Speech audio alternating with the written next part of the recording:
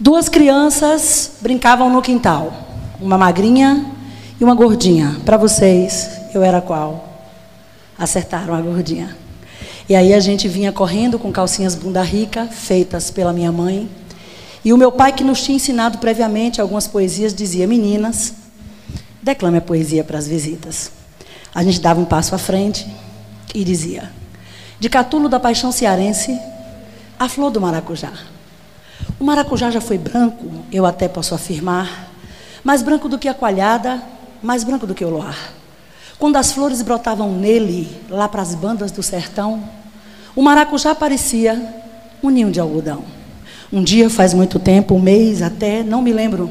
Não sei se agosto, setembro, outubro ou novembro, nosso Senhor Jesus Cristo foi condenado a morrer. Lá na cruz, crucificado, longe daqui como o quê? Pregaram Cristo a martelo por ver tamanha improeza. A natureza inteirinha chorava de grande tristeza. Choravam as flores no campo, chorava até a figueira. E o sabiá também chorava no olho da laranjeira. E o sangue de Jesus Cristo, sangue pisado de dor, caía de gota em gota, tingia o pé da flor. E foi assim, seu moço, a história que ouvi contar. Por que razão nasceu roxa a flor do maracujá? Dedico esse texto, quando eu terminava a poesia, as visitas batiam palma. E a gente segurava no babadinho da calcinha e fazia assim. Dedico essa noite a meu pai, Everaldo Nunes. Se essa palestra fosse um ano atrás, ele estaria aqui para ouvir, que começou a me preparar para esse dia, quando eu tinha 6 anos de idade. Pai, é para você essa fala de hoje.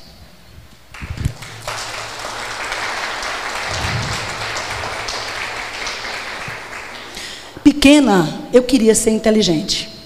Perguntavam: o que você quer ser quando crescer? Minha irmã dizia: médica, dentista, meu irmão policial. E eu dizia: eu quero ser uma menina inteligente. Mãe achava graça, as pessoas achavam engraçado. Gordinha, pequenininha, toda falante, querendo ser inteligente. Quais foram as aprendizagens que eu busquei adquirir na vida para realizar meu sonho de não ser besta, não ser enganada pelo mundo, não me deixar levar pelos recados que não necessariamente me cabiam? Eu comecei a prestar atenção nas lições em casa. Lembro que sentíamos falta de água. Era um lugar pobre, escasso, com muita poeira, e a gente tinha que aparar água numa bica. Pai mandou fazer um tanque, dividiu ao meio. Um lado, a gente botava água da bica. No outro, água comprada, água cara, água rara. Pai nos chamou ao lado do tanque e nos disse: vou pedir uma coisa para vocês agora. A gente pensou, para economizar água, porque era cara, era rara. E ele disse: quem chegar com um balde, dê.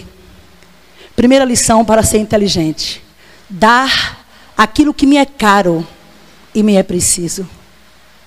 Segui, ouvindo, tentando entender. Mãe, cuidadosa, zelosa, fazia bolinhos de chuva para a gente levar para a escola, sinal de pobreza. Porque nós não tínhamos o que levar, a não ser o bolinho de chuva que ela fazia. Para nós, sinal de riqueza. E aí a gente saía com esse cuidado todo e ela dizia: ao chegar na casa das visitas, tire a sandália na porta e não aceite nada que lhe for oferecido. Segunda lição: querer e dizer não, porque o princípio educativo passava por essa negação. E fui crescendo e um dia me apresentaram uma biblioteca. A gente era muito pobre, numa família carente, pai policial, mãe servente da escola. Mas ele dividia as enciclopédias em 12 vezes. Era um ano pagando, mas valia a pena. Então nos disseram, abriu a porta e disse: olha, vocês não têm herança, vocês não têm fortuna, vocês só vão ter uma coisa na vida: conhecimento. Leiam. Fiquei encantada pelos livros, por Érico Veríssimo, por José de Alencar.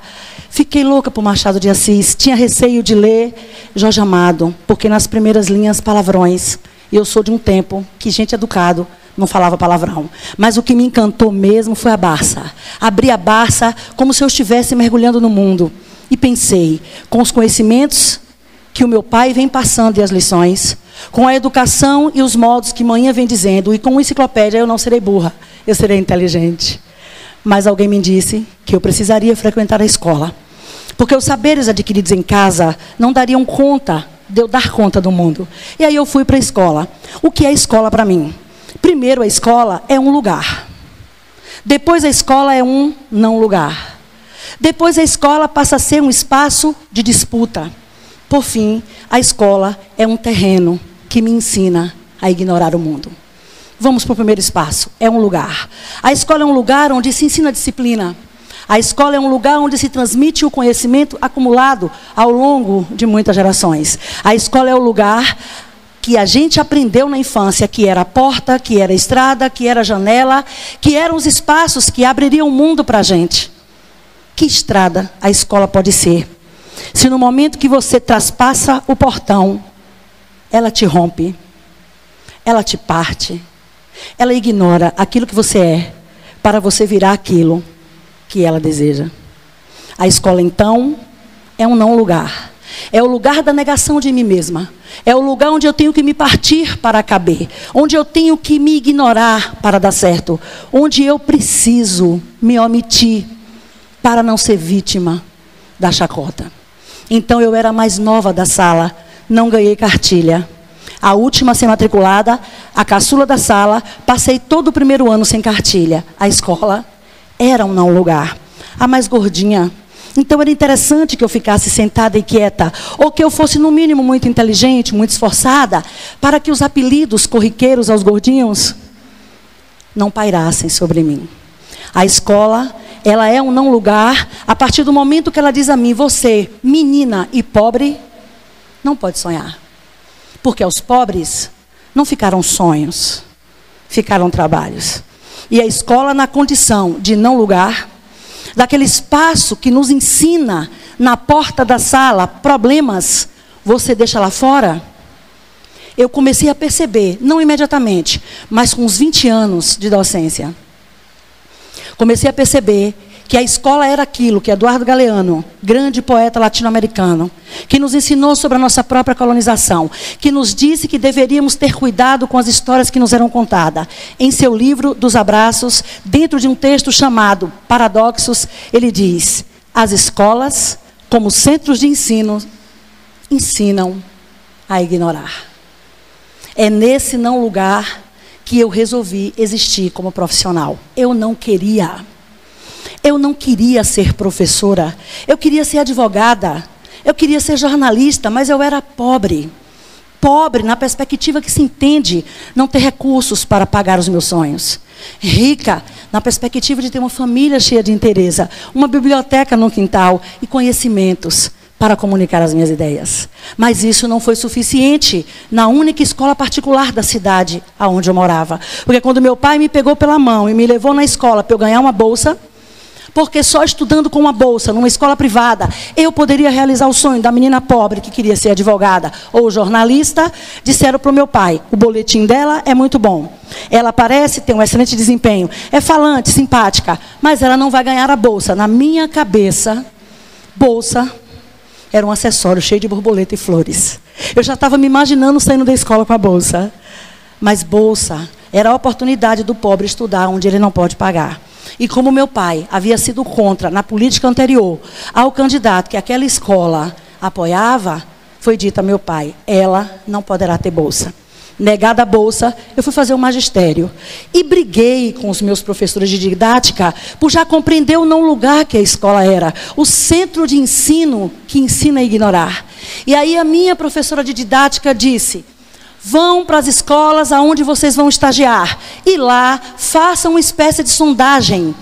Veja o que é preciso fazer. Eu fui e observei que a escola onde eu iria estagiar era num distrito sem água, não tinha vidros, buracos no teto e no chão, numa periferia extremamente pobre.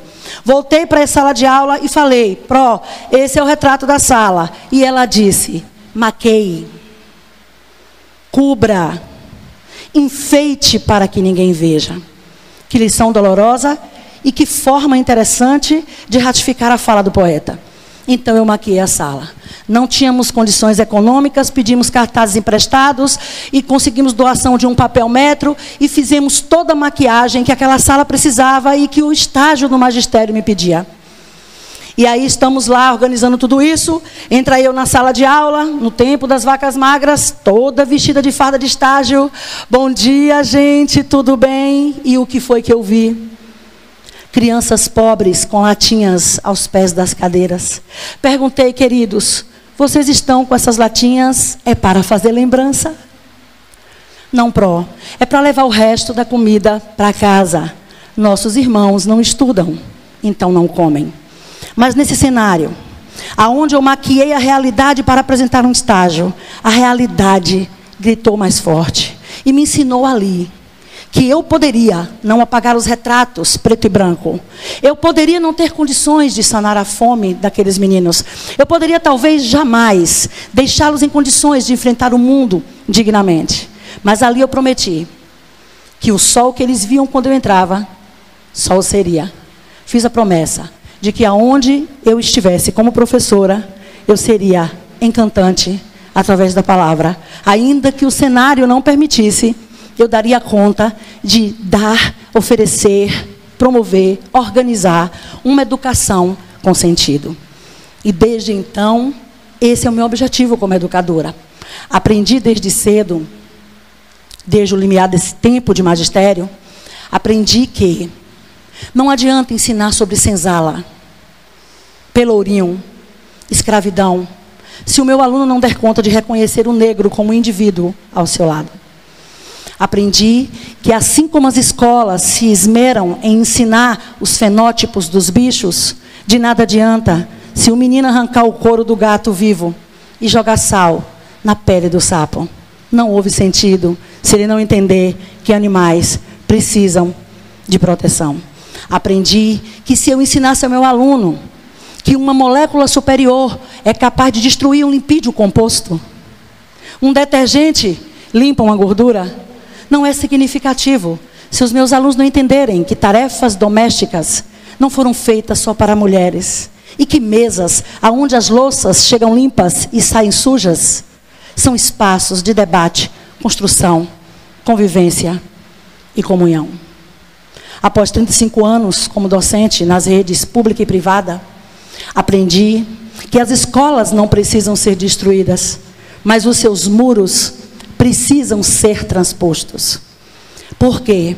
Porque a escola insiste, como foi dito em diferentes falas nessa noite, a escola insiste em ignorar, a escola insiste em camuflar, a escola insiste em não ver e ensinar aquilo que cabe no território de disputas que ela se tornou.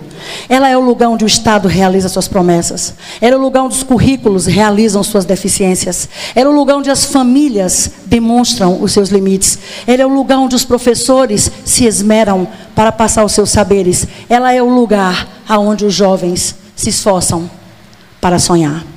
Aprendi que escolas não são fábricas, alunos não são objetos, conteúdos de ensino precisam ter significado, o mundo existirá independente da escola, as políticas públicas não dão conta das dores que ela tem.